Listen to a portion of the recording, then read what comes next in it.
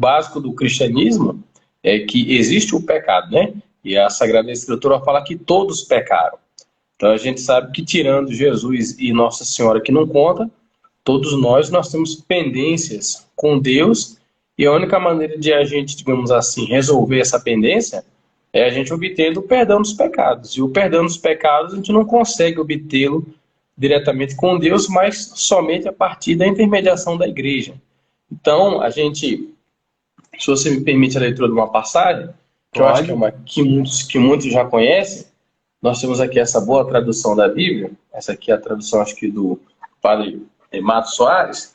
Nós temos lá no Evangelho de São João, que é o patrono da nossa escolinha aqui, Uberlândia Católica, escolinha São João Evangelista, lá em São João, capítulo 20, lá no versículo 23, ele fala de maneira muito simples. É a primeira vez que Jesus apareceu depois que ele ressuscitou para os apóstolos. Ó. Então vocês podem ver aqui, no caso aqui é do outro lado, só para vocês verem que eu vou ler aqui, citação literal. Ele fala de maneira muito simples: recebeis o Espírito Santo, aqueles a quem perdoados os pecados, ser-lhe-ão perdoados. Aqueles a quem os retiveres, ser-lhes-ão retidos. Então está lá em João 20, 23, já a fundamentação bíblica da necessidade de a gente recorrer à igreja para a gente ter o perdão dos pecados. Eu acho que essa já é uma coisa muito importante, porque para muitos católicos, inclusive, criou-se a mentalidade de que a gente não precisa da igreja para a gente ter o perdão dos pecados, que a gente pode se confessar direto com Deus, pode confessar direto com Jesus, e seria muito bom, eu até preferiria também que fosse assim. O único problema é que não bate com a revelação, né? Não bate com o que ficou registrado daquelas testemunhas que viram Jesus, comeram com ele, né? Nos entregaram a fé. Então, você não viu Jesus. Você precisa necessariamente confiar naquelas pessoas que viram Jesus, que andaram com ele. E as pessoas que viram Jesus e andaram com Jesus, eles testificam de maneira muito clara. Jesus apareceu e falou: olha, eu estou dando aqui o Espírito Santo para vocês. Estou comunicando o poder do próprio Deus, para que vocês possam perdoar os pecados dos outros. E se vocês perdoarem, maravilha, é eu mesmo que estarei perdoando. E se vocês não perdoarem, bom, para vocês continua maravilha, porque vocês são meus amigos, mas para quem não for perdoado, a Bíblia fala que o pecado vai ficar retido. Então você leva Uhum. esse pecado com você para onde? Para a eternidade.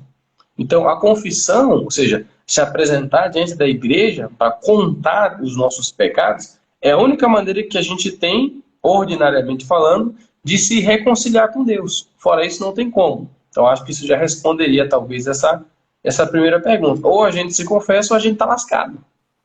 Na verdade, é bom a gente colocar essas coisas dessa forma. O que as pessoas às vezes têm dificuldade de entender é assim: a pessoa vem com aquele pensamento assim: por que que eu não posso me confessar direto com Deus, né?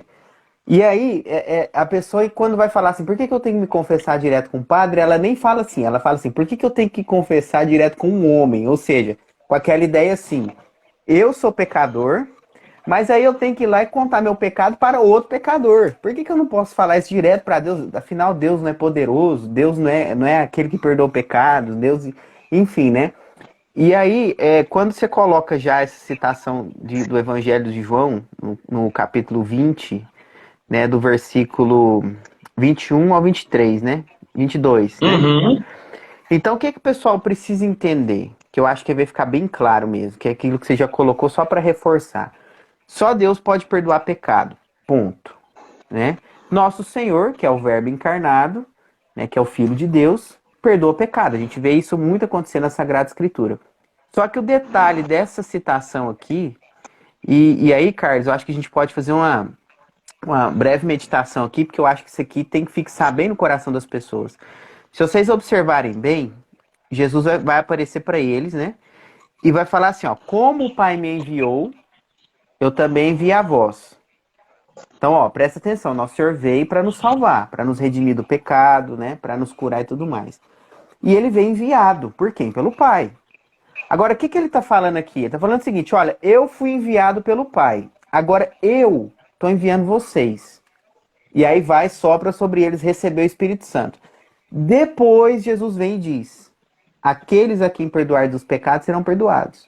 Aqueles a quem retiverem serão retidos. Ou seja, há um envio, Jesus dá o Espírito Santo para eles e depois dá o poder de perdoar ou não pecados. Então, o que precisa ficar muito claro para nós? Que o poder de perdoar pecados, que é o poder de Deus, foi dado para os apóstolos, foi dado para a igreja. Então, significa o seguinte: se esse poder foi dado para a igreja, significa que é para a igreja fazer isso. É para a igreja perdoar pecados. Ou reter, que aí depois a gente poderia partilhar um pouquinho, Carlos, nessa questão do tribunal da misericórdia, né? Porque Nosso Senhor institui como uma espécie de tribunal, né? Pode perdoar ou pode reter. Então, quando as pessoas falam assim, por que eu tenho que me confessar com um homem, com um padre, né? Porque, na verdade, é um sacerdote. Porque Nosso Senhor quer que seja dessa forma. Senão ele teria dito outra coisa. Tipo assim, olha, quando você pecar, você sobe um monte, dá 3 pulinhos lá em cima e fala comigo. Pronto, seria uma forma, um rito, né? Mas não, foi Nosso Senhor que disse, né? Ou seja, quem sou eu para falar assim, não, eu não vou fazer aquilo que Nosso Senhor fala para eu fazer, né? Então eu acho que esse é o ponto principal, né, Carlos? A gente entender que é um sacramento instituído por Jesus Cristo e por isso ele se torna necessário para a gente perdoar os pecados. Você quer complementar mais alguma coisinha? Uai, é quando a gente tenta confessar direto com Deus, tendo bem forte o dado bíblico, que Jesus mandou fazer o contrário, é como eu pegar e bater na minha esposa e vou pedir desculpa dela, sei que ela gosta de um chocolate, pego e dou um espinafre para ela e ainda quero que ela aceite o espinafre e se reconcilie comigo. Então, só para brincar um pouquinho assim, dizer que a pessoa sabe que Jesus quis que fosse feito de uma maneira, né? Pelo menos quem não sabia, sabe agora. E você continua teimando com a pessoa da qual supostamente você quer o perdão. Porque Jesus não é Deus. Aí você peca, você desobedece a ela. Aí para você voltar para ela, eu vivi no caminho da obediência, você quer obedecer e desobedecer ao mesmo tempo. Até para você perdoar, você quer impor condições. Como se eu chegasse lá no banco, eu devo R$ 100 para você. E eu quero pagar, mas é o seguinte, eu só aceito pagar se for para pagar em 100 vezes de R$ 1. Então, todo mês eu vou lá e deposito R$ 1 para você e não quero juro nem correção monetária. Quer dizer, a gente visse uma pessoa fazendo um pedido desse, a gente no mínimo ia pensar que é uma pessoa muito da sua abusada.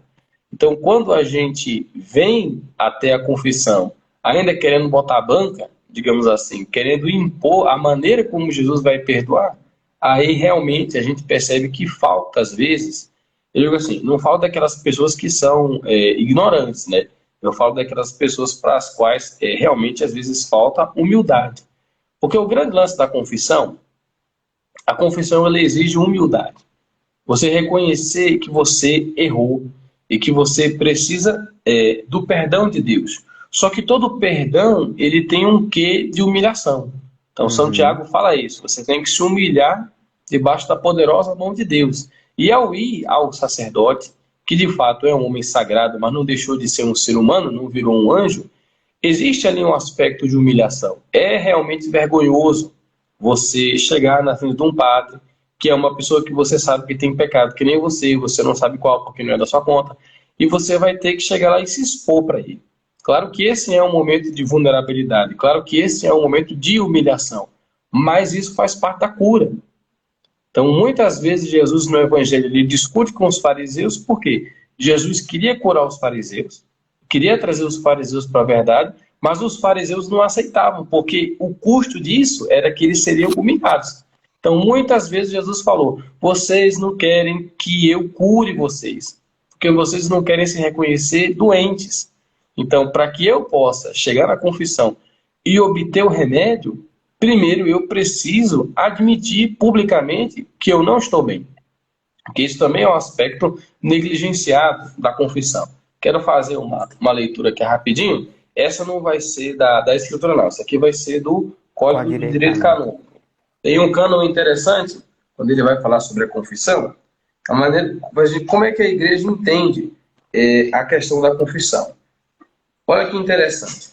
Estou aqui no cânon 959, título 4 do Sacramento da Penitência. Só para trazer um aspecto que eu acho legal. No Sacramento da Penitência, Os fiéis que confessam seus pecados ao ministro legítimo, arrependidos e com o propósito de se emendarem, alcançam de Deus, mediante a absolvição dada pelo ministro, o perdão dos pecados cometidos após o batismo. E, ao mesmo tempo, aí vem a parte que eu queria sublinhar, se reconciliam com a igreja, a qual feriram pelo pecado. Isso é uma coisa que a gente esquece. Quando a gente peca, a gente ofende, não é só a Deus, não. A gente ofende a igreja inteira. A gente ofende a igreja inteira. Pense numa família.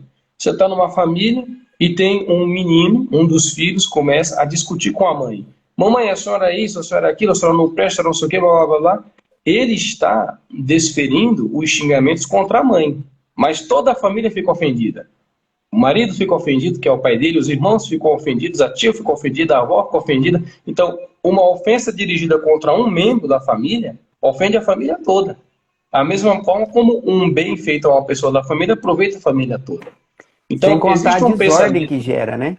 Por exemplo, se Sim, um filho começa ali a brigar com uma mãe, ali gera uma desordem terrível, começa discussão, brigaiada, gritaria, e aí às vezes ia fazer alguma coisa na família, não dá certo, tem que... Então, quer dizer, é uma coisa que é tipo uma rede mesmo, né? Você comete um uhum. pecado e isso se espalha na igreja, né? Então é interessante isso também. Sim, então o mínimo que se exige para quando a pessoa ela vai se confessar ela não, como ela não ofendeu só a Deus, como ela ofendeu a igreja também, é uma medida de justiça que pelo menos uma pessoa da igreja testemunhe aquele arrependimento dela e dê também o seu perdão em nome dos irmãos.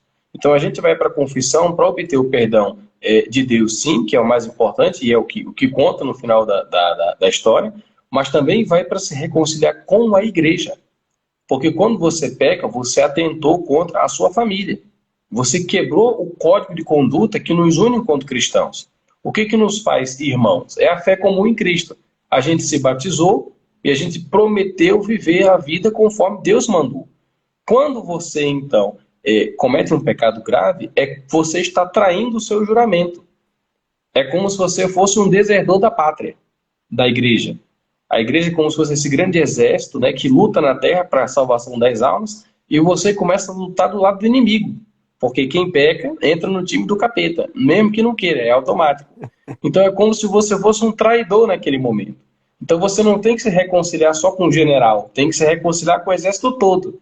E o padre está ali para ser essa testemunha qualificada. Exato. E é interessante, gente, ó, quando a gente fala do sacramento, a gente precisa ter uma noção, assim, do tanto que o pecado realmente é um mal para nós. É um mal absoluto. E a gente vai falar depois um pouquinho sobre, assim, dicas práticas para confissão e tudo mais, mas antes a gente está falando um pouquinho de alguns aspectos que são importantes para nós compreendermos a importância da confissão na nossa vida, né? A gente quer falar sobre a questão do arrependimento, da acusação dos pecados, como fazer essa acusação e tudo mais.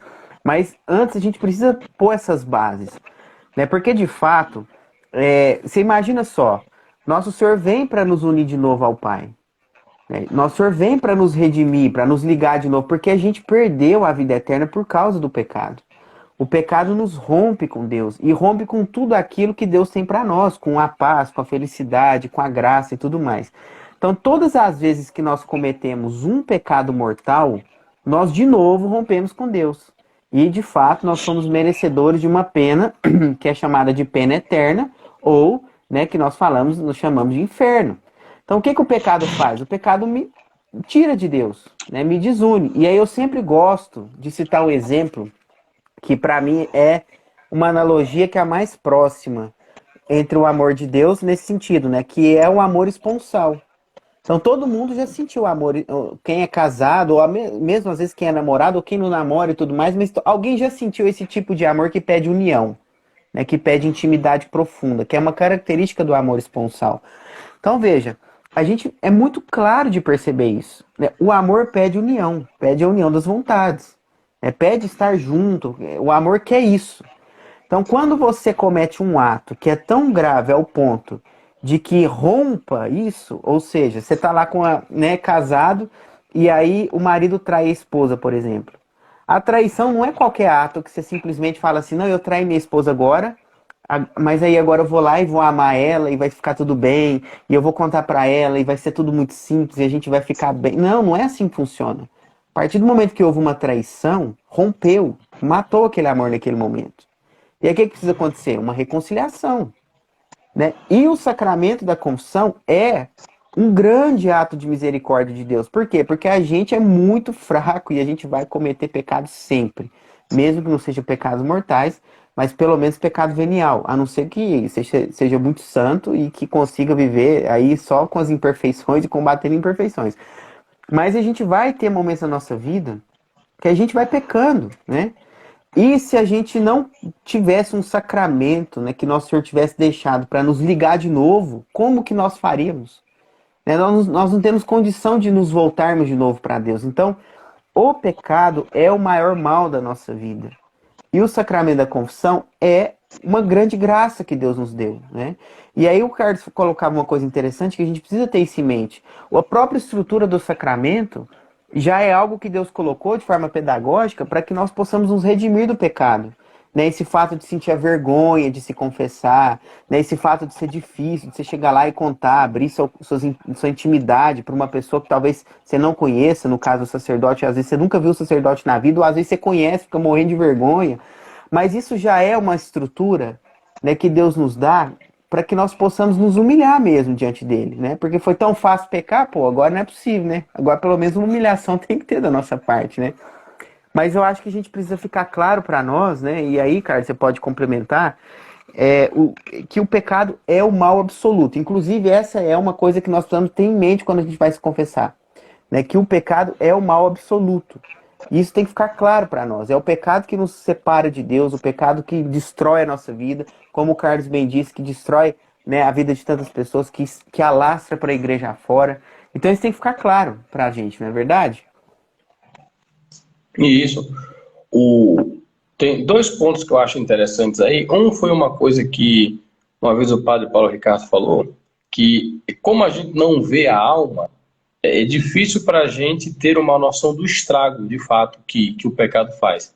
Né? Alguns santos na história da igreja, eles foram, vamos dizer assim, abençoados barra não abençoados, que é a bênção que ninguém quer, com vamos dizer assim, o carisma de você ver a alma das pessoas, né? Santa Catarina de Sena é uma santa que ela recebeu esse, vamos dizer assim, esse dom de Deus, esse dom ambíguo, porque para ela era um sofrimento muito grande. Quando aparecia uma alma em pecado mortal, ela conseguia, de fato, ter, com os olhos da fé, a visão da feiura daquela alma, de como o pecado ele nos deixa deformados, de como o pecado ele vai realmente nos aproximando daquela figura feia, que é a figura do demônio, né? Que é pintado naquelas cores feias para que a gente perceba o quanto o pecado ele vai nos deformando, e que se a gente não for até a confissão, nós vamos de fato tirando de nós a imagem de Deus e assumindo a imagem do demônio.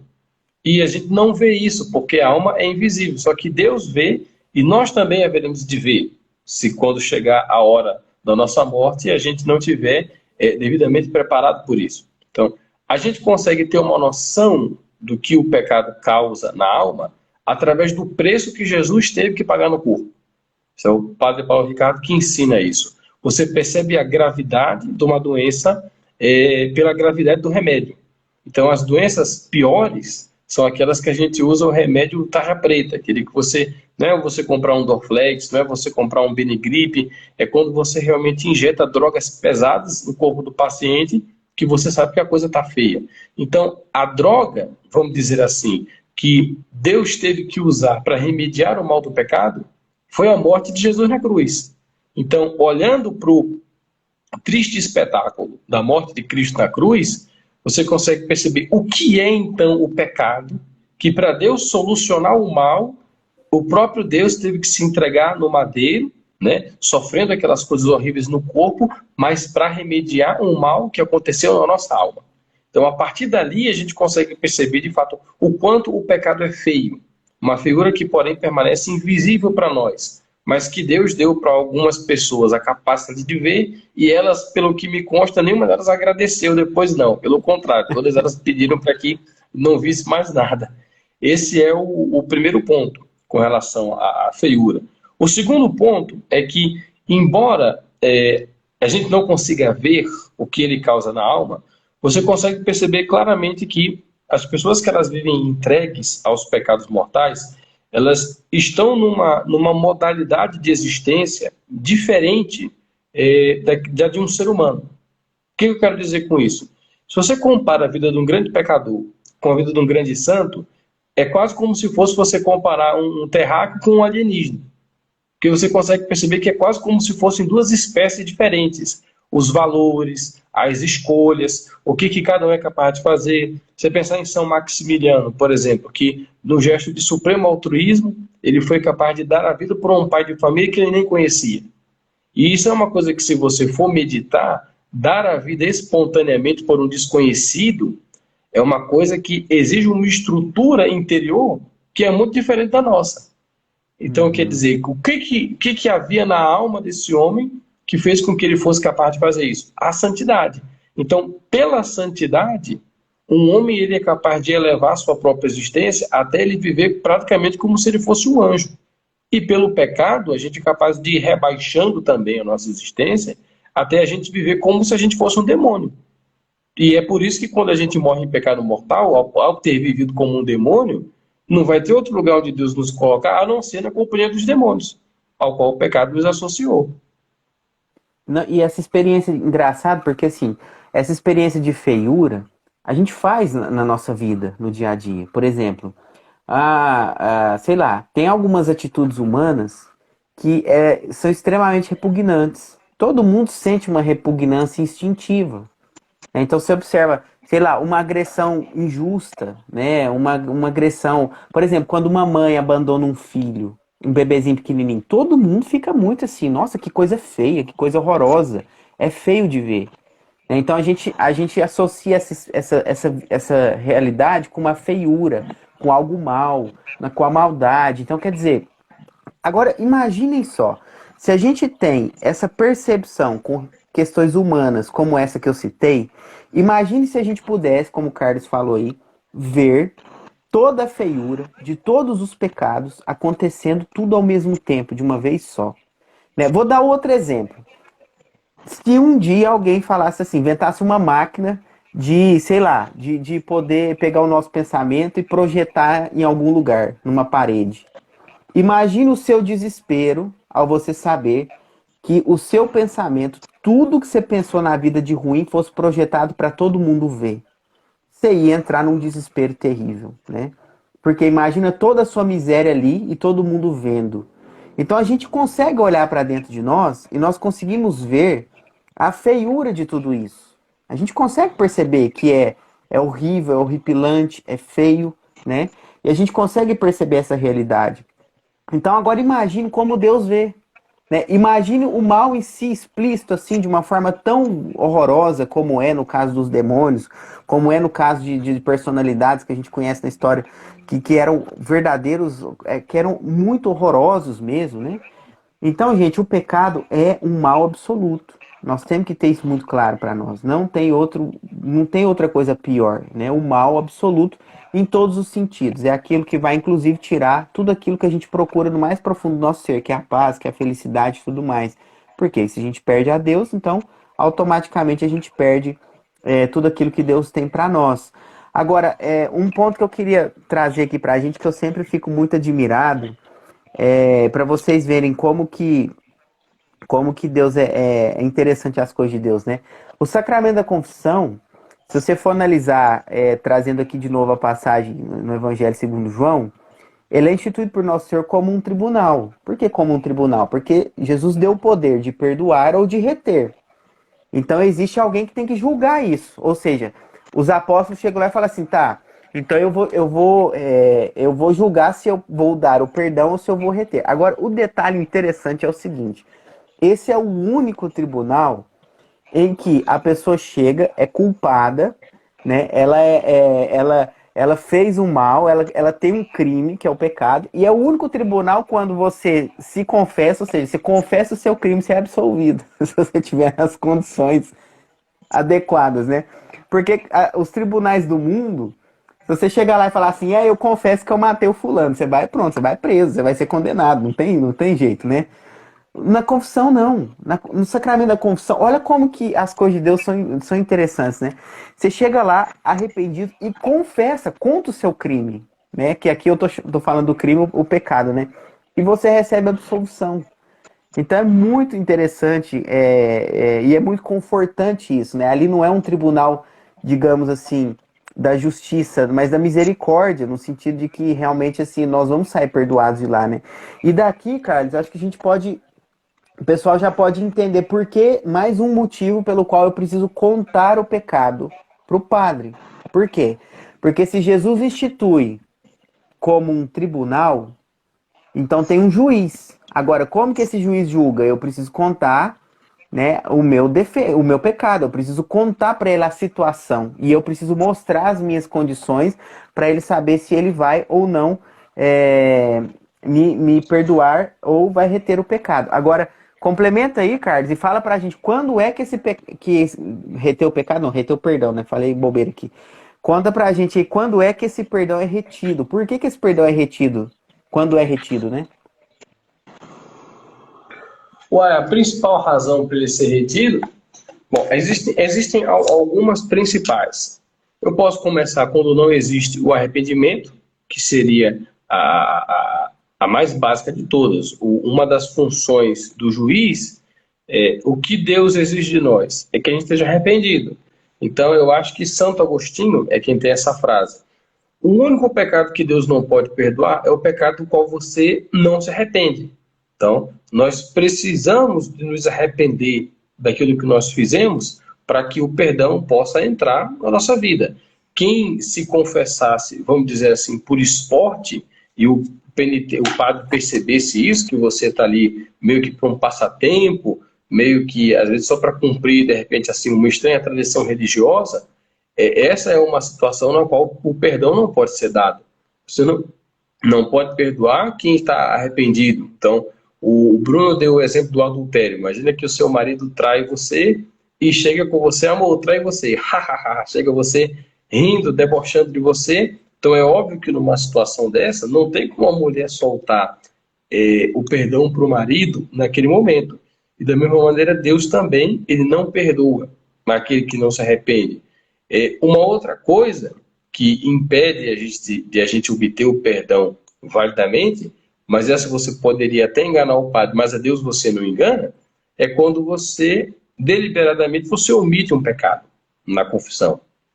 Eu acho que isso é uma coisa que, infelizmente, eu até vi dia desse acontecer. Eu acompanho um influencer famoso aqui nas redes sociais, não vou falar o nome dele para não expor o cidadão, mas ele é muito famoso, então, ele falou para milhões de pessoas, mas eu não vou espalhar mais ainda não. Ele vai casar agora. Aí ele foi fazer uma live falando que ele está preparando para o casamento e tal, uma pessoa do mundo, tá? Que vai casar na igreja, porque tradição. Aí ele foi comentando que o padre chegou e ele tinha que confessar com o padre para poder casar. E ele falou, esse aqui eu contei, mas teve coisa que eu não contei, porque eu fiquei com vergonha. Aí pronto, já se lascou todo. Já ia lascar porque uma pessoa dessa, ele está confessando por protocolo, não está arrependido. Mas aí ele se lascou duplamente, porque ele escondeu o pecado. E nós não podemos esconder pecado na confissão. É a mesma coisa que você chegasse no médico e você escondesse o sintoma. Como é que o médico vai poder tratar a doença se ele não sabe qual doença é? A maneira como nós temos de ser curados por Deus é apresentando todos os pecados para o padre, para que ele possa, então, nos dar a absolvição. Se eu por vergonha, se eu por negligência, deixo de contar um pecado para o sacerdote, então aquela confissão não valeu. Então, existem situações que, por sua própria natureza, elas impedem o perdão. Como alguém pode pedir o perdão de maneira debochada? Como alguém pode pedir o perdão de maneira incompleta? Ou se pede o perdão de tudo ou não se pede o perdão de nada. Se eu reconheço que está errado, eu preciso pedir o perdão de tudo. Eu traí minha esposa 10 vezes. Aí eu chego e, amor, eu peço perdão por 9 vezes que eu lhe traí. Mas uma vez eu não peço perdão não, porque você foi muito chato naquela semana, então aquela ali você mereceu. Entendeu? É uma coisa que não faz o menor sentido. Então, é a lógica do tudo ou nada. Ou você conta tudo, ou você não conta nada. Ou você promete parar com tudo, ou é melhor que você não parasse com coisa alguma. Porque ou tu és quente ou tu és frio. O cristianismo não convive bem com a morridão. Então seria mais ou menos essa a nossa lógica. Se você quiser falar alguma coisa, Bruno, em Não, cima disso, já deixar então bem claro que existem os atos do penitente, né? Como a confissão é um sacramento e Nosso Senhor instituiu como um juízo, um julgamento, então existem algumas condições para que o perdão aconteça. E foi muito bem tratado, né? Pelo Carlos.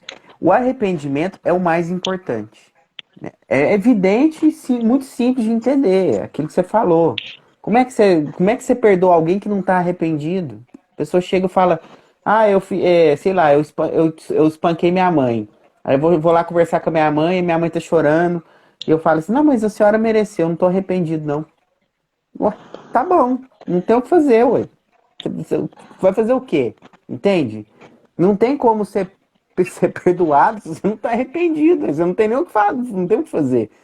Então, se você vai se confessar, a coisa mais importante, a condição mais importante é um arrependimento verdadeiro, né? E agora, um detalhe importante aqui, que eu acho que seria muito bom para as pessoas, para aliviar um pouquinho a carga das pessoas, é o seguinte: o que é o arrependimento, né? Porque às vezes a pessoa confunde, ela acha assim, tá, mas para eu arrepender, eu tenho que chegar chorando, né? Eu tenho que, sei lá, eu tenho que me descabelar. Eu já tô descabelado, né? Mas enfim, eu tenho que eu tenho que arrepiar, eu tenho que cair no chão, eu tenho que passar a tarde inteira no quarto escuro, né? Gente, o arrependimento que se pede, né, que é o arrependimento que a gente tem que ter para confissão, ele é um ato da vontade. Então ele é um ato interior, é uma espécie de decisão. Você simplesmente detesta aquilo que você cometeu, mesmo que você não sinta isso sensivelmente.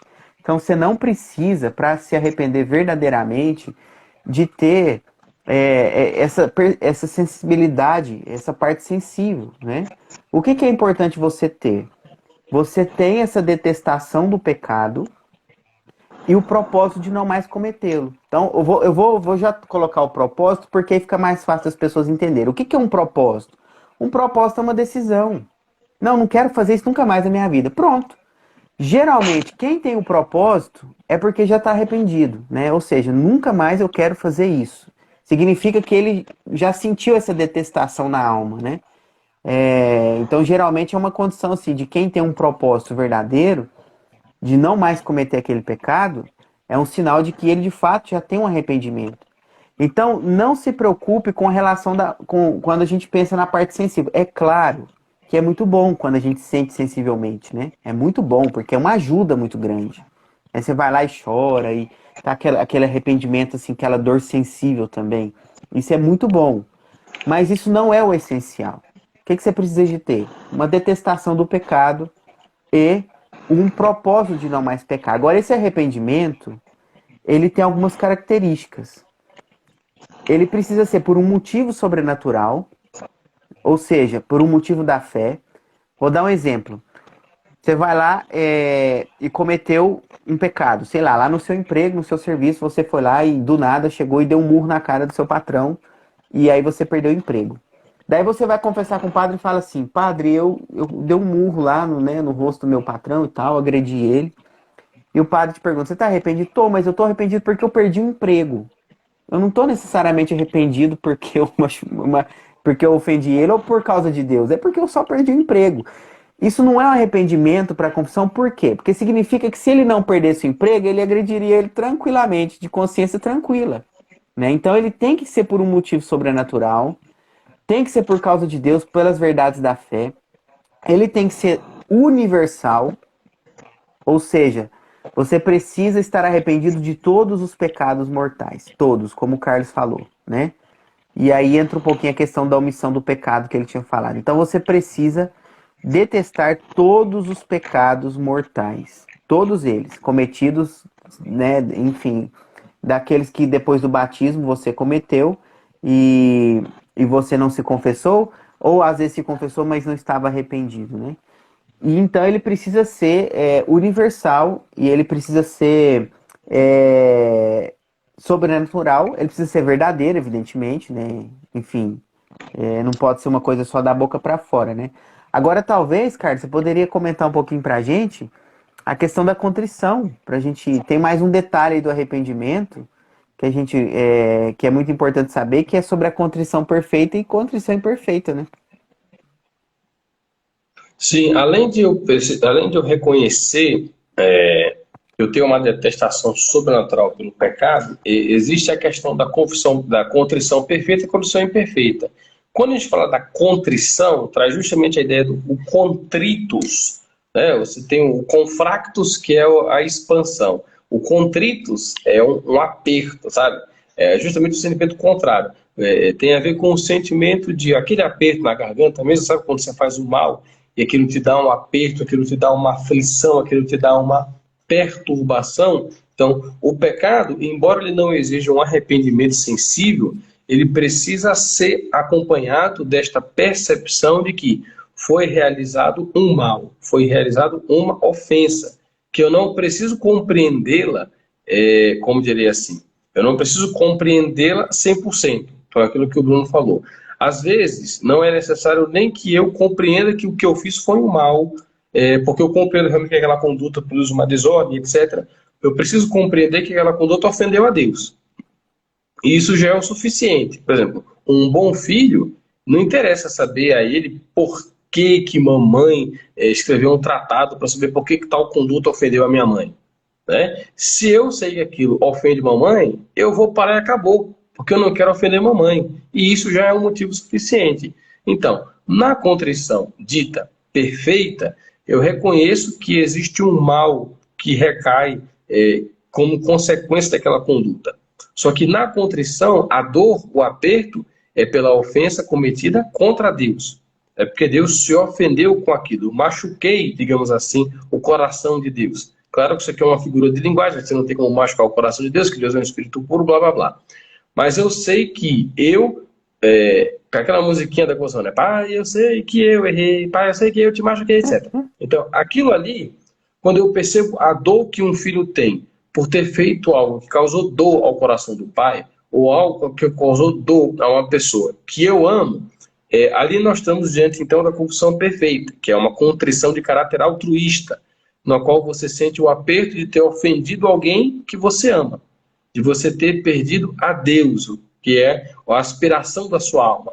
Então é como se você tivesse ofendido a esposa que você ama muito e você agora sente a dor de você ter feito algo, puxa vida, mas ela é a mulher da minha vida. Como posso eu ter feito alguma coisa contra uma pessoa que me dá tudo? No caso da esposa, ela dá a si mesma.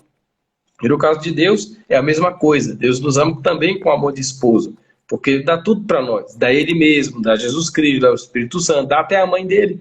Então, Deus também, como um esposo, ele nos deu tudo. Então, essa dor que nós sentimos de ter ferido alguém que nos é caro, alguém que nos é amado, e de querer se reconciliar com ele, isso é o que nós chamamos de a contrição perfeita. É a contrição pela maneira, pelo motivo correto, digamos assim. É porque você realmente sente a dor no coração de ter ofendido aquele que você ama. E você ter perdido a amizade com esta pessoa e você quer urgentemente reatá-la porque você não consegue viver sem a pessoa que você ama. Como o Bruno falou anteriormente, a gente quer estar junto, quer ter intimidade, quer crescer na relação com ele. Então, quando esse sentimento é o predominante, dizemos que nós estamos diante da contrição chamada de perfeita, que é o que realmente deveria mover alguém para a confissão. Agora, existe uma contrição chamada de imperfeita, que é aquela na qual você não necessariamente está pensando em Deus em primeiro lugar. Como o Bruno falou, sempre é preciso ter um sentimento sobrenatural. Eu sempre vou à confissão consciente de que eu ofendi a Deus. Mas, às vezes, esse não é o sentimento dominante da minha ação. Não é isso majoritariamente que me levou até o confessionário. Porque vocês sabem, como seres humanos, as nossas ações elas são muito complexas. Quando você vai praticar uma ação, dificilmente é por um motivo só. Você faz uma coisa, mas tem 10, 15 motivos diferentes que estão competindo e que levam você a cometer aquela ação. Se você for, eu fiz tal coisa porque estava com fome, porque estava com sono, mas ao mesmo tempo porque estava apressado, mas também porque estava com medo, mas também porque achei que era certo. Então é uma confusão. O autoconhecimento vem para nos ajudar nesse sentido. Então, na contrição imperfeita, claro, a consciência de que Deus foi ofendido, a quem nós deveríamos amar, ela está presente, mas não é o motivo determinante. Na contrição imperfeita, o penitente está mais preocupado com ele do que com Deus. Ele está preocupado com Deus, mas ele está preocupado com ele, porque ele sabe que aquilo que ele fez conduz ele ao colo do capeta, né? Conduz ele ao quinto dos infernos. E ele não quer ir ao quinto dos infernos para ficar com coisa ruim. Ele quer ficar no céu para viver com Jesus, porque lá ele sabe que é o bem bom. Então, esse sentimento de reconhecer que Deus foi ofendido e que eu fiz um mal a Deus, mas também de reconhecer que eu fiz um mal a mim, embora ele não seja o sentimento mais nobre, embora não seja o sentimento mais perfeito, Deus, na sua misericórdia, é tão bom que já aceita isso como uma contrição suficiente para que eu possa ir até o sacerdote e para que eu possa ser absolvido. Porque é uma coisa muito lógica, aquilo que o próprio Bruno falava. Quem peca atenta contra o amor. Então, se eu traio, eu atentei contra o amor. Então, é muito difícil, só uma graça muito grande pode fazer com que aquele amor instantaneamente se recupere. O que você vai ter é um amor ferido, um amor arruinado pelo pecado, e que a partir do sacramento ele vai ser reconstruído. Então, o que você tem naquele momento é um amor por você mesmo, por perceber que você está lascado e você quer não estar mais lascado. E isso para Deus já conta, porque pelo menos você reconheceu que você está na pior e que você precisa então procurar um médico para ser curado. E a partir daquele momento da confissão, você vai voltar ao caminho do amor. Então, para Deus isso já basta. Isso para a gente ver como Deus é bom. Interessante, né? Porque lá na parábola do filho pródigo, a primeira contrição dele foi uma contrição imperfeita. Ele se viu na pior, falou assim: o que eu tô fazendo da minha vida? Meu pai é bom, meu pai tem muitos recursos, meu pai trata bem os servos, eu tô aqui na pior, eu vou voltar para lá. Aí quando ele chega lá, ele fala: meu pai, pequei contra o céu e contra ti, né? Contra Deus e contra ti. Então, quer dizer, para a confissão, basta essa contrição imperfeita, chamada também de atrição, mas é claro que a contrição perfeita é perfeita, né? Ou seja, o nome diz. Então a gente tem que treinar muito, pedir muito essa graça da contrição perfeita. Agora, uma dica aí para vocês que é algo assim que realmente consola o nosso coração, né? A contrição perfeita, quando nós temos uma contrição perfeita, nós recebemos, no momento da contrição, o perdão do nosso pecado. Desde que a gente se confesse, né, o mais rápido possível. Porque a contrição perfeita já traz em nós um desejo, uma decisão, uma vontade de se confessar o mais rápido possível. Isso é para aquelas pessoas que falam assim: ah, mas e se o fulano morrer sem se confessar? Como é que fica a situação dele, né? Ele tava, sei lá, tava lá no meio do mato, foi passear lá, foi caçar javali lá no meio da selva, e aí ficou preso não sei aonde lá e morreu no meio do mato. Como é que ficou a situação dele? Bom, a contrição perfeita nos alcança essa graça do perdão dos nossos pecados, né? Desde que, de fato, a gente se confesse, se for possível, porque, por exemplo, uma pessoa, nesse caso, que foi, né, sei lá, morreu longe de um sacerdote e tudo mais, e não foi possível, mas não foi possível não por culpa dele, né? Ele não foi culpado dessa não possibilidade.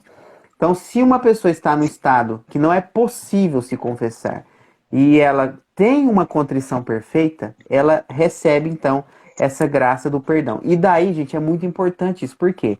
Porque a gente pode pedir muito essa graça de Nosso Senhor, sempre nos dá a graça de uma contrição perfeita. Né? Porque a gente está sempre cometendo pecados. Então, a gente nunca dormir sem pedir essa graça, né? Porque às vezes a gente não sabe a situação da nossa alma, às vezes a pessoa não tem, né, consciência do estado que ela está. Então, Deus nos dando essa graça e a gente mantendo uma vida regular de confissão, né, isso é um ponto muito favorável para nós, né, uma grande misericórdia de Deus para nossa alma. Né? Então, assim, peçam bastante essa graça, né? Essa graça da contrição perfeita com frequência. É para que a gente não seja pego de surpresa, né? Porque a morte pode chegar a qualquer momento para qualquer um, né? Então, quer dizer, a gente, como o Carlos disse, nós não queremos ir para o inferno, não, nós queremos ir para o céu. E Deus, como é muito bom, nos deu essas graças, né? Então, nós precisamos, nós precisamos aproveitar bastante isso aí, né? E deixa eu ver outra coisa. Quer complementar, Carlos? Que acho que a gente poderia falar um pouquinho assim da acusação dos pecados mesmo, né? Acho que as pessoas têm muita dúvida, assim, como que eu faço para contar os pecados e tudo mais, né? Sim, sim. Ah, contar os pecados é a coisa mais fácil do mundo, mais fácil do que contar só foi cometer mesmo. Para contar os pecados é muito simples. Primeiro você precisa saber o que que você vai contar, não é? Claro que a confissão, ela permite que você conte qualquer tipo de pecado, tanto mortal quanto venial. Mas é bom ter essa distinção de que obrigatórios são os pecados mortais, que são aqueles contra os 10 mandamentos ou contra os 5 mandamentos da igreja, que a gente não vai ter tempo aqui pelo andar da carruagem de tratar isso detalhadamente, mas é uma coisa que você encontra listas na internet ou em bons materiais de espiritualidade, e é aquilo ali. Se as minhas condutas incorreram gravemente contra um dos 10 mandamentos, para a gente ficar nesses que seriam os mais importantes, então aquilo tem que ser confessado. E o que tem que ser confessado? O mandamento que eu infringi, então, por exemplo, o 7º mandamento, que, salvo engano, é o não roubarás. Se eu, o 7º mandamento, o que eu posso? Roubei alguma coisa. O que eu roubei? Então, eu preciso dizer a infração contra aquele mandamento, o número de vezes em que aquilo foi cometido e se existe algum agravante. Por exemplo, vamos pegar o 6º, que o 6º mandamento é mais fácil de a gente entender. 6º mandamento, não pecarás contra a castidade. Você pega contra a castidade de inúmeras maneiras, sozinho, em conjunto, em grupo e por aí vai.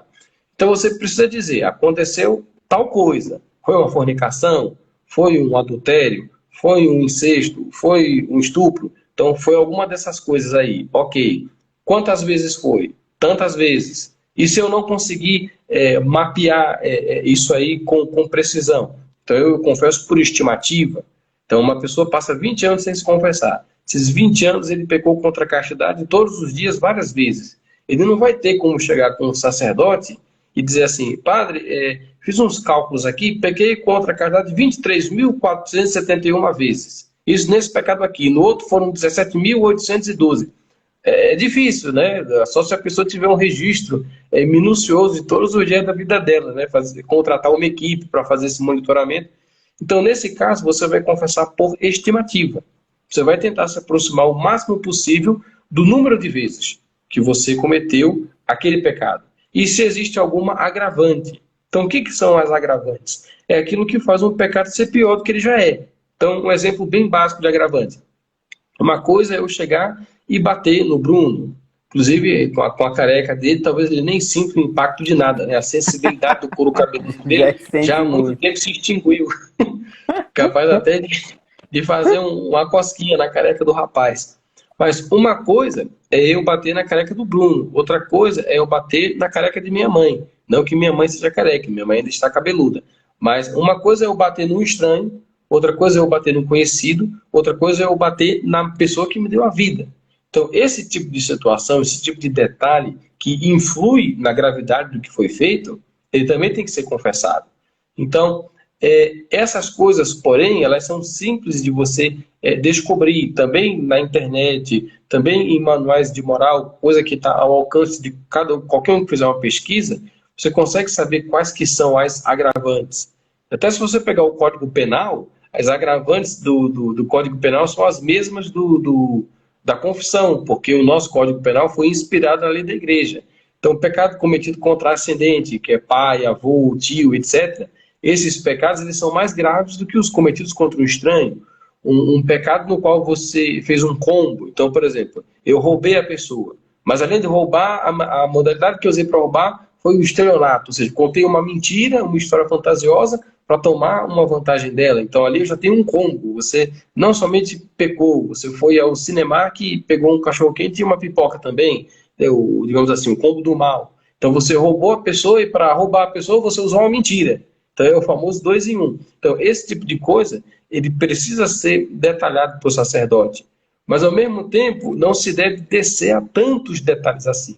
Porque, às vezes, as pessoas caem no pecado contrário. Isso acontece principalmente, não vou aqui generalizar, mas é porque quando você casa, você ganha uma liberdade de falar coisas que solteiro você não falaria, porque você já tem uma mulher mesmo, então, e sabe que ela está presa a você para sempre, ela não tem escolha a não ser ficar com você até a morte, então você fica mais leve, né, para falar coisas que você não falaria. Geralmente a mulher tem esse problema no confessionário, né? Quando a gente vai para a fila da confissão e tem 3 mulheres na frente, a gente já fica assim, puxa vida, será que vai dar tempo? Porque geralmente ela quer contar uma história toda da vida dela, etc. Isso aqui eu estou só brincando, tá? Ninguém se ofenda não, mas se ofender, saiba que o Bruno é legal, o chato sou eu. É de você ter uma mania de você contar uma história na confissão, e não é necessário. O padre não está ali para escutar historinhas. Quando você vai ao confessionário, é como o Bruno falou, é um tribunal, não é uma amostra literária, não é um concurso de poesia, entendeu? Não é uma contação de história. Padre, isso, tantas vezes, acabou. Só que nós temos a mania, como a gente não é humilde, a gente quer se justificar. Não, padre, eu fiz tal coisa, mas é porque, veja bem, naquele dia eu estava de TPM, naquele dia disseram tal coisa para mim, naquele dia eu fui demitido. Isso aí não interessa para o sacerdote. Só interessa para o sacerdote o que você fez de mal. As justificativas não precisa. Compreendeu? O padre não estará para ouvir justificativas. Porque quem nos justifica é Cristo. Cristo já nos justificou. Então não há necessidade de você querer se justificar. Essa parte Jesus já fez. Ele só quer que você conte os seus pecados para que você possa então entrar nessa corrente de misericórdia que Jesus Cristo fez. Eu não sei quanto tempo nós estamos aí de apresentação. Eu sei que tem um limite de tempo. Não, mas, Carlos, pode passar. O limite era 1 hora, mas agora pode passar um pouquinho. Ah, é? Uma coisa boa, maravilhosa. Pode falar Então, aí. basicamente seria isso. Então, os 10 mandamentos. É fundamental que você decore os 10 mandamentos. Porque aquilo ali é a matéria da tua confissão. Honrar pai e mãe, não matar, não pecar contra a castidade, não roubar, não levantar falso testemunho, não cobiçar a mulher nem as coisas do próximo, isso para ficar na segunda tábua da lei. Então, estas coisas são as que devem ser confessadas. O resto é bom que se confesse, mas não é obrigatório. Mas agora, por que é interessante se confessar e se confessar sempre? Porque a confissão não dá só o perdão. A confissão também fortalece contra o pecado. Quando você vai na confissão, ela é um remédio espiritual contra aquele mal. Então é como se você estivesse tomando um antibiótico contra o pecado. A cada vez que eu me confesso, se eu fizer direitinho, eu saio de lá mais forte. Pode até ser que eu eventualmente caia de novo, porque a gente é miserável. Mas a graça de Deus me deixou um pouquinho mais forte, para que eu possa não cometer aquilo de novo. E de confissão em confissão, as pessoas vão sendo curadas. Então, às vezes, nós vamos a muitos retiros de cura e libertação e achamos que nós estamos precisando de uma pregação que vai mudar a nossa vida, ou que alguém reza na nossa cabeça. Nós, de fato, precisamos que alguém reza na nossa cabeça. Só que esse alguém é o padre, lá no confessionário. O padre vai rezando e o demônio vai se afastando. Então, o que a gente precisa? Confessar mesmo, confessar tantas vezes quantas forem necessárias. Porque se você tiver uma doença, você não vai ficar pensando, poxa, mas eu já fui ao médico 2 vezes, acho que já está bom, agora eu vou esperar. Ou eu fico curado ou eu morro. Não é assim que você pensa numa doença do corpo.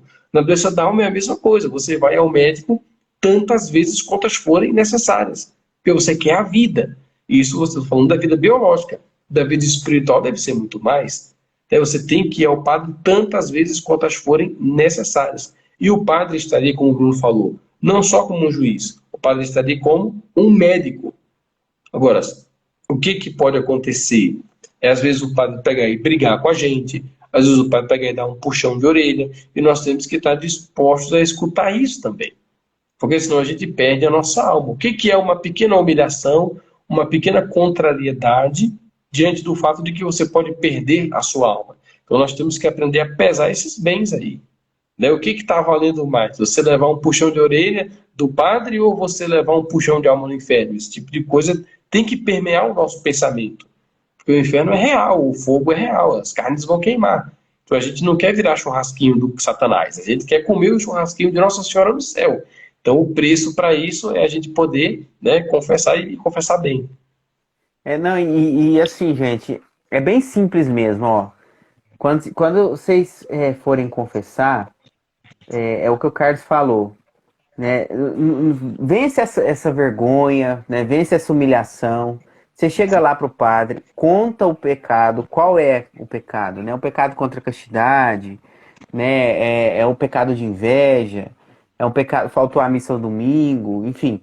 Você vai lá e conta esse pecado, quantas vezes ele foi, e esses agravantes, ou seja, né, como o Carlos falou, assim, não, eu pequei contra a castidade. Mas como que foi esse pecado? Bom, foi uma relação, sei lá, por exemplo, se é pessoa casada, eu sou casado, tive uma relação com outra pessoa. Aí não é só um pecado de fornicação, não é só um pecado contra uma relação sexual, mas é também uma traição, um adultério.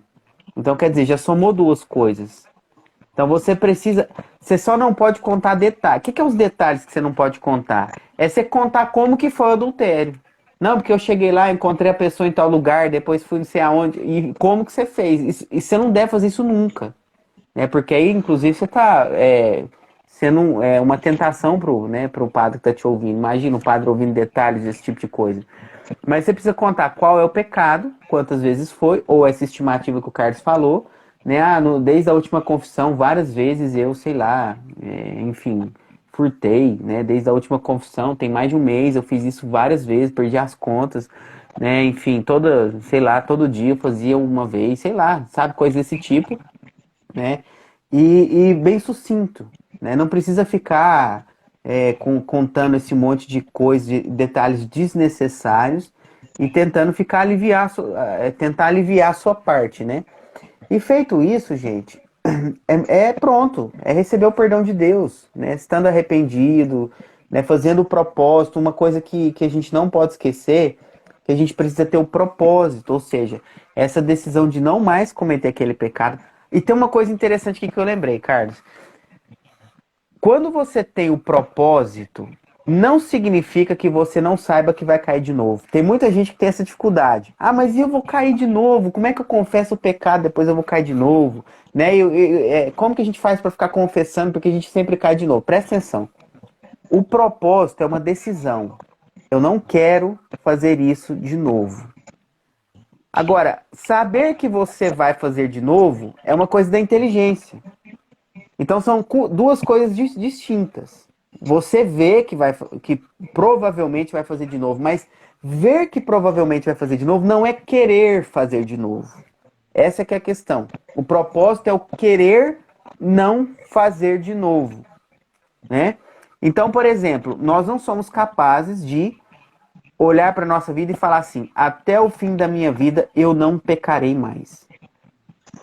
Isso é impossível, a não ser que de fato seja você seja um grande santo, enfim. Mas a gente eu vejo que eu vou cair de novo em muitas coisas. Eu vejo que eu vou cometer pecados. Mas eu ver que eu vou cometer pecados não é eu querer, eu não quero fazer isso de novo.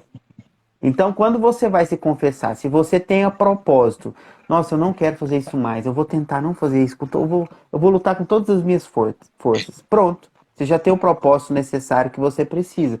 E tem que ser eficaz. Você precisa evitar, né, você precisa evitar as ocasiões de cometer o pecado de novo.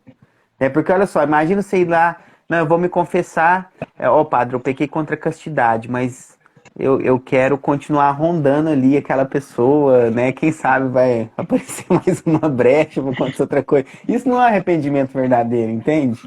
Então, quer dizer, a gente precisa de ter o arrependimento, o propósito, né? E contar. Essa questão de omitir pecados, gente, é muito séria, tá? Que o Carlos comentou e eu queria só refrisar aqui. Se você omite um pecado por querer, o que vai acontecer na sua confissão? Ela se torna inválida.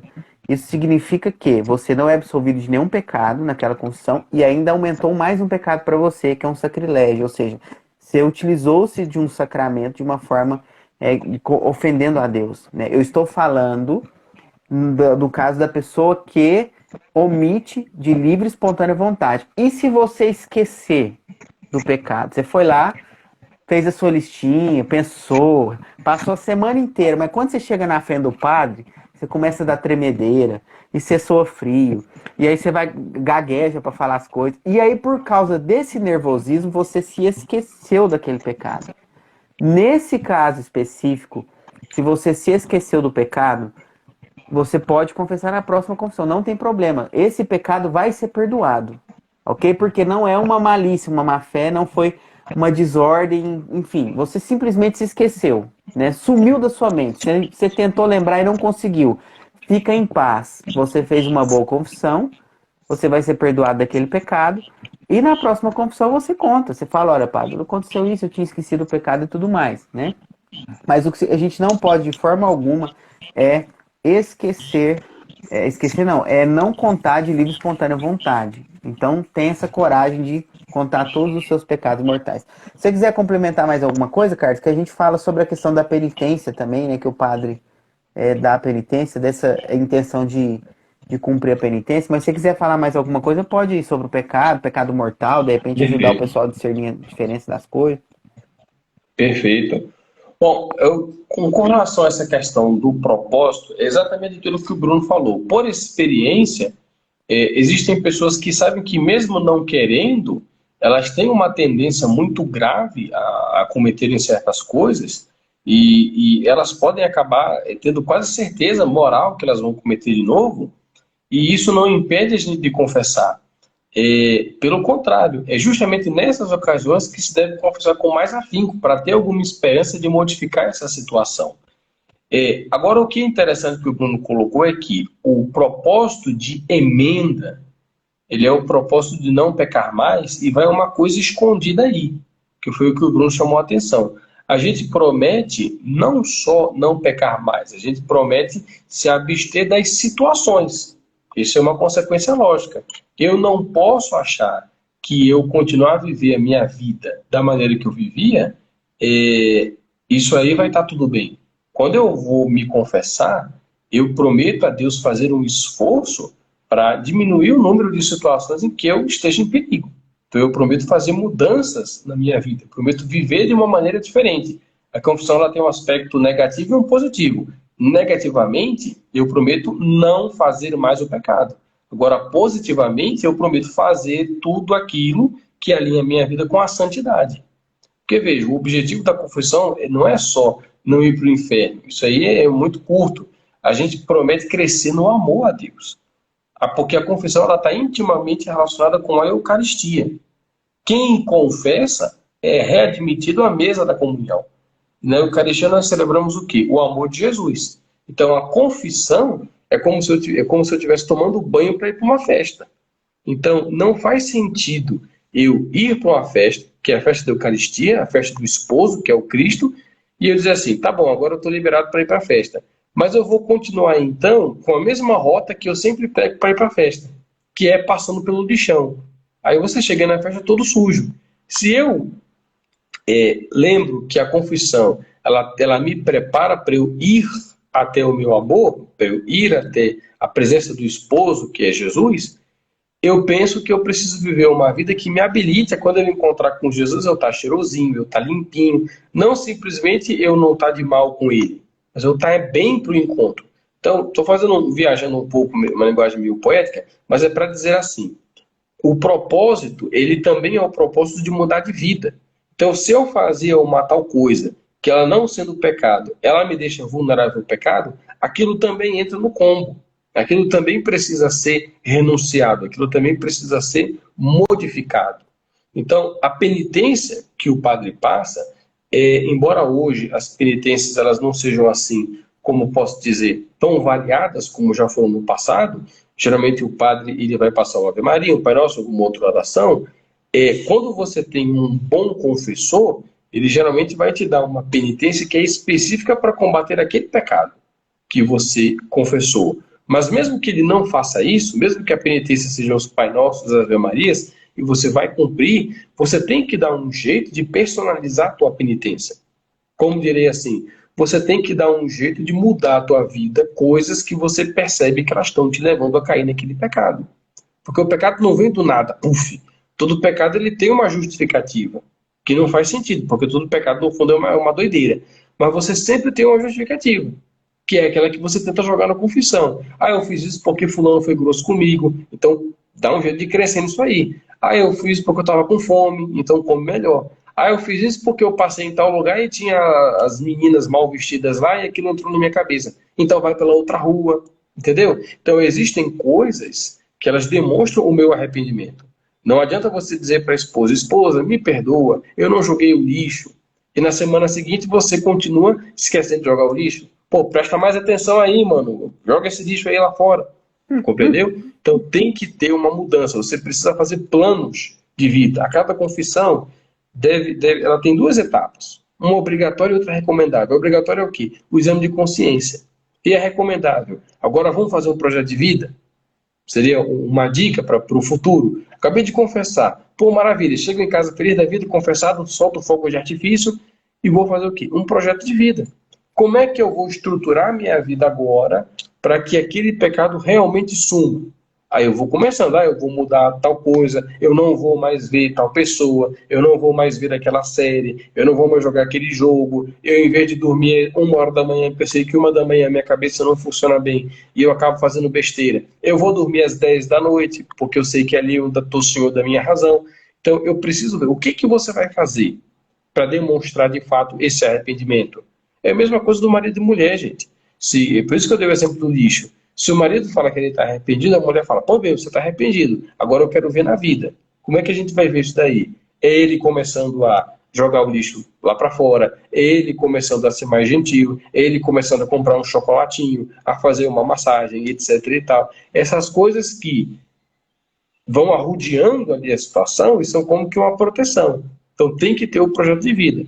E com relação à penitência? A penitência também tem que ser cumprida, aquela que o padre falou, isso aqui eu estou falando é uma coisa que você vai fazer personalizada, mas a penitência do padre tem que ser cumprida também, porque a penitência livra a gente de uma coisa chamada pena temporal.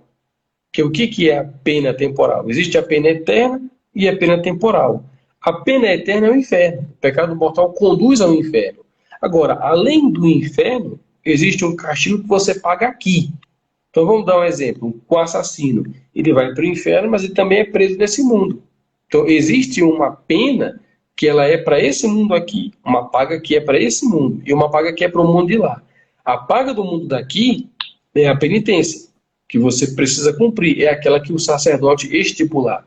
Então a penitência faz parte da confissão? Sim, porque se você não paga aquela pena temporal, Deus vai cobrar de você.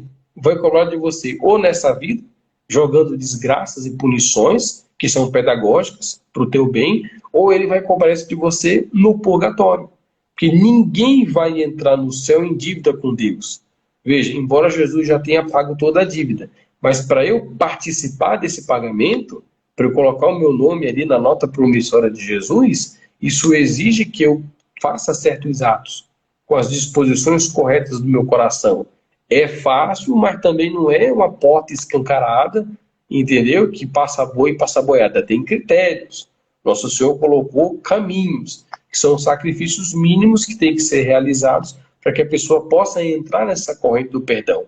E a penitência é um deles. Quem não se penitencia, obtém o perdão de maneira imperfeita. Vai ficar ali uma rusga, vai ficar ali uma mancha, e essa mancha Cristo vai tirar. Só que ele vai tirar já não com amor, como ele faz nessa vida, claro, sempre tem o amor, mas é um amor, digamos assim, alvejante. E o alvejamento do Cristo é o fogo do purgatório, ou o fogo das desgraças que Deus vai mandar na sua vida, porque Deus manda desgraça também, então o livro de Jó está ali para mostrar isso, para que a gente possa se converter dos nossos pecados. Ou vai pelo amor, ou vai pela dor.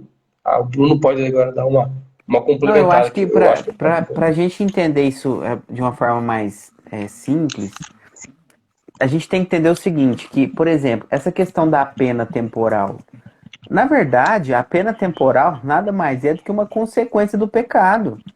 Por exemplo, se você mente, né, começa a mentir, vai inventando mentira, e alguém descobre essa mentira, e aí você começa a passar uns perrengues por causa disso. Mas é uma consequência natural. A pessoa descobriu sua mentira e agora você está envergonhado, e agora você perdeu o emprego, e agora as pessoas não estão confiando mais em você. Ou seja, todas essas penas, essas consequências, são consequências, né?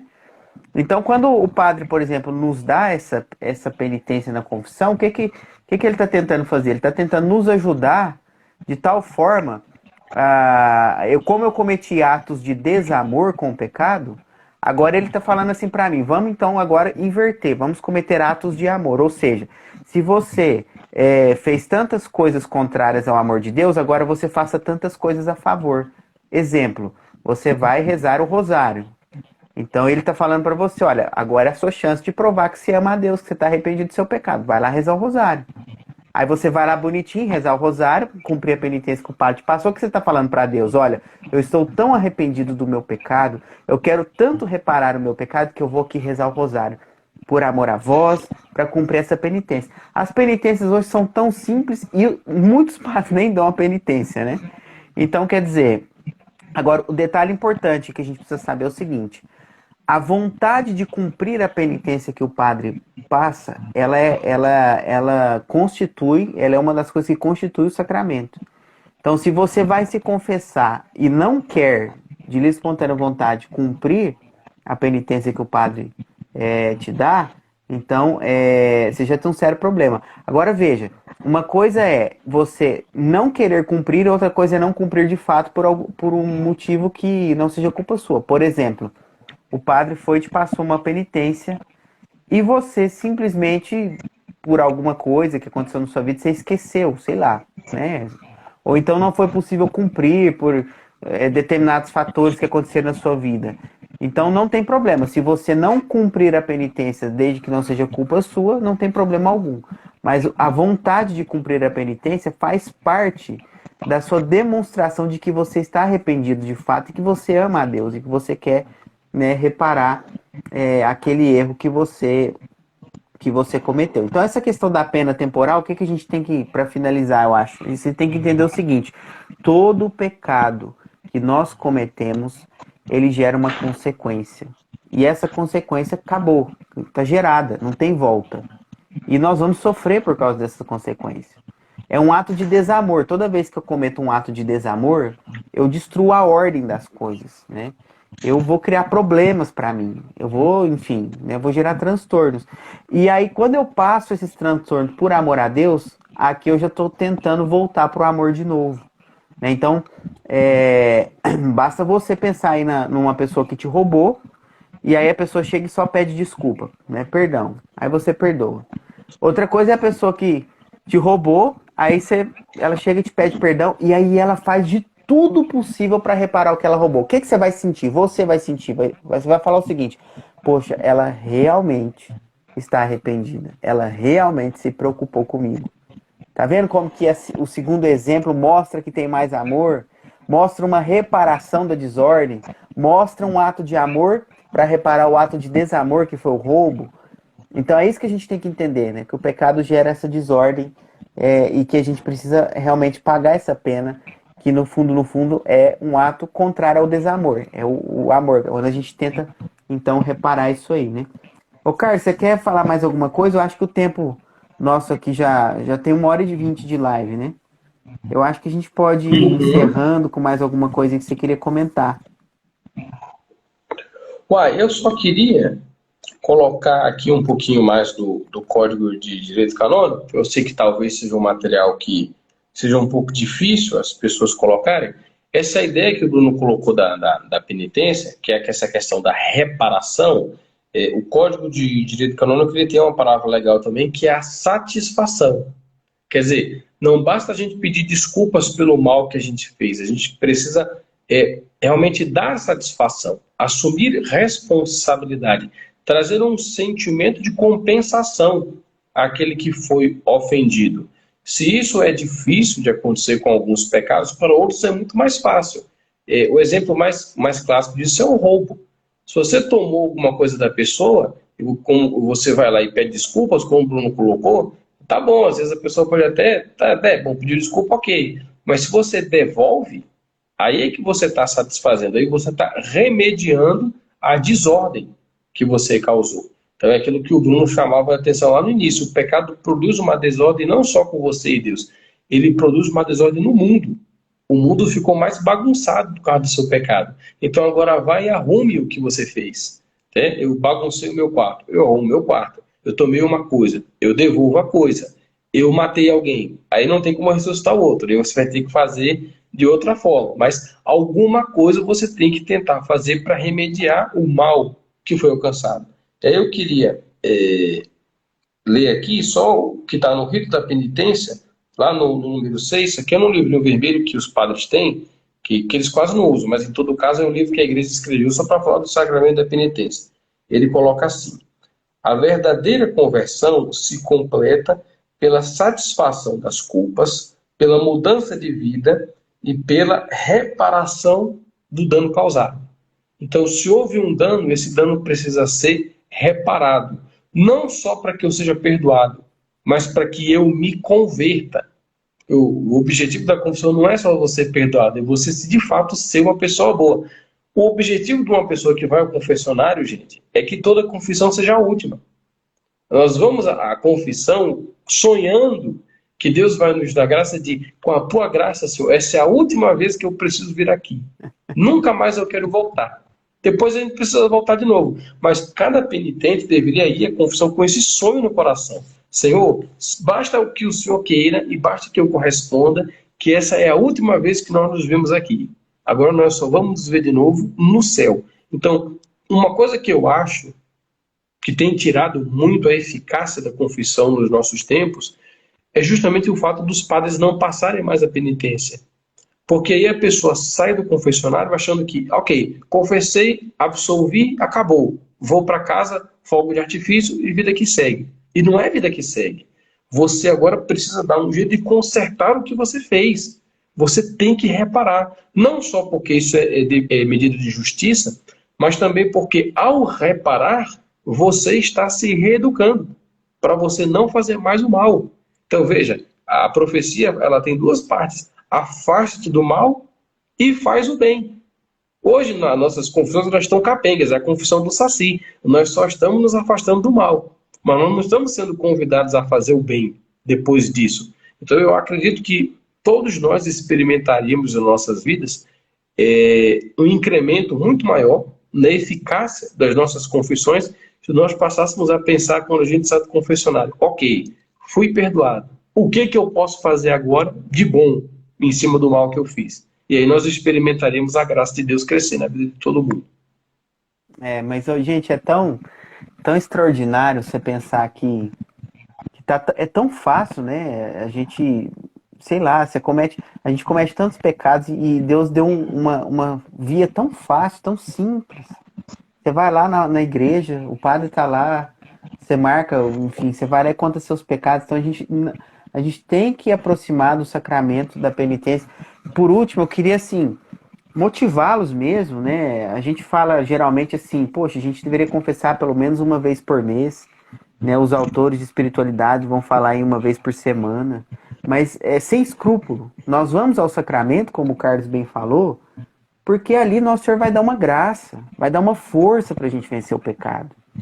Então começa a se confessar com frequência, pelo menos uma vez por mês, né? Pelo menos, mas se sente necessidade, vai mais vezes, se for possível, faça mais vezes, porque cada vez que você vai no sacramento da penitência, né, cada vez que você recebe absolvição, né, sua alma limpa e Nosso Senhor dá uma graça, se fortalece, né, para continuar a vida, enfim, não fica dormindo com esse monte de pecado, né? São Paulo fala, não deitar, como é que ele fala? Não deixeis o sol se pôr sobre a vossa ira, né? Então o que acontece? A gente vai juntando aquela tranqueira na alma, sabe? E aí depois vai desmotivando, vai afastando, vai vindo sentimento de vergonha, e aí pronto, você vai afundando na lama. Então não faça isso. Confesse com frequência. O que você precisa ter? O arrependimento. Peça a graça da contrição perfeita que nós falamos nessa live, né? Tenha um bom propósito. Saiba direitinho lá quais são os pecados mortais que o Carlos, a gente não tem como tratar aqui, mas ele citou bem essa questão dos 10 mandamentos. E pronto. Utilize, né, esse sacramento, porque Nosso Senhor deixou para isso, foi para a gente ir lá mesmo, contar dos pecados, para a gente mudar de vida, né? Então, nunca fique longe do sacramento da confissão. Eu sei de pessoas que ficam mais de ano sem confessar, enfim, né? Inclusive é o mandamento da igreja confessar pelo menos uma vez no ano. Não faça isso. Não faça. Né? Esse é o sacramento de cura, como o Carlos falou, né? Que o padre vem e reza sobre nós e tudo mais. É o tribunal da misericórdia, é o sacramento de cura. Cura das nossas almas, libertação do pecado, né? Libertação das garras do inimigo, enfim. Então, é isso, pessoal. Né? Não se afaste do sacramento da confissão. Pelo contrário, confesse-se com frequência, né? Vai lá, Carlos, suas considerações finais. O pessoal acha que tá querendo dormir já. Uai, considerações finais não tenho muito a acrescentar, é isso que o senhor falou. Eu acho que só a gente precisa treinar nossa mente para enxergar a confissão como um ganho. Na confissão você só tem a ganhar, você não perde nada, porque eu acho que também isso é outro ponto da humildade. Nós achamos que os nossos pecados eles são grande coisa. Os nossos pecados eles não são nada, primeiro diante da misericórdia de Deus, e segundo, o nosso pecado não será nem para o padre, porque o padre está fazendo isso há anos da vida dele. Se você matou uma pessoa, o padre já confessou quem matou 100. Fica tranquilo que o seu assassinato na frente do que ele já ouviu, isso aí, ele ouve, tá bom, igual como você tem muitos. Ah, mas eu traí minha esposa 100 vezes, não tem problema, o fulano lá traiu 2.000. Então, às vezes, nós temos a tentação de olhar muito para nós e achar que os nossos pecados são assim uma coisa estrondosa, que o padre vai ficar escandalizado, meu Deus, vai achar que eu sou a pior pessoa do mundo. Não, fica tranquilo, ele sabe que tem coisa muito pior do que você no mundo. Não é isso que vai fazer com que ele olhe para você com outros olhos, porque um pai sabe o defeito dos filhos e não para de amar os filhos por causa disso. Então, uma parte da nossa humildade veja, seus pecados não são a pior coisa do mundo, não. Na verdade, eles são a pior coisa do mundo, mas não é isso que vai escandalizar o sacerdote. Isso é um ponto. E um outro ponto que também ajuda. Se tem um lugar que é seguro você contar os teus pecados, é justamente para o sacerdote. Porque essa é uma das leis mais bem respeitadas da igreja. Mesmo nos momentos de maior crise da igreja, quando tudo vai desabando, uma coisa que nunca saiu de moda e nunca foi desrespeitada é o segredo da confissão. Um padre, ele vai levar o seu segredo para o túmulo mesmo, porque o padre contar o seu pecado para alguém é caso, inclusive, de demissão do estado sacerdotal. A igreja expulsaria dos seus quadros um padre que contasse o pecado das pessoas por aí. Então, o padre não vai querer destruir a vida dele, sacerdotal, fofocando os seus pecados por aí. Então, não tenha medo divino e não tenha medo humano também, porque o padre está ali para perdoar. Se ele vê que você se arrependeu, o tamanho dos pecados não importa. Houveram santos que foram muito piores do que nós. Ladrões, assassinos, adúlteros, tudo que você puder imaginar. E eles estão lá no céu. Então, o padre, quando olha para nós, não vê em nós um lixo humano. Ele vê em nós a imagem de Deus que precisa ser lapidada de umas sujeiras que nós trazemos ali, mas que tudo isso, diante do que Jesus é muito pequeno. Então, deixa de frescura, achando que você é o último dos pecadores. Você é só mais um no meio de muitos, tá? Você não é o Hitler, você não é o Judas, você não é o Stalin. Então, vá se confessar que você vai ver que, no fim, era só isso. Né? Depois que eu confessei, entendeu?